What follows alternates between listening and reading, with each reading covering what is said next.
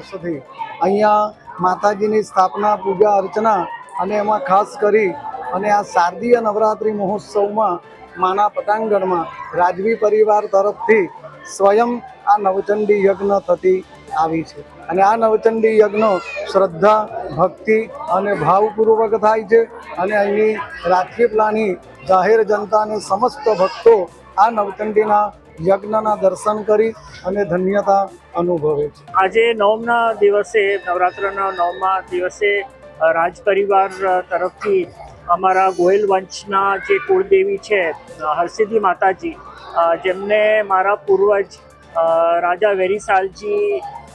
આજથી 425 વર્ષ પહેલાં ઉજ્જૈનથી જે લઈ આવ્યા હતા, એમની આજે નવમના દિવસે અહીંયા નવચંડી યજ્ઞ દર વર્ષે રાજ પરિવાર તરફથી થાય છે અને અમે આ સવારથી આ પૂજા ચાલુ થાય છે અને સાંજના સમયે મેં લગભગ 5:30 વાગે નારિયેલ હોમવાનું અહીંયા જે ઉત્સવ થાય છે તે વર્ષોથી આ પરંપરા ચાલી આવી રહી છે।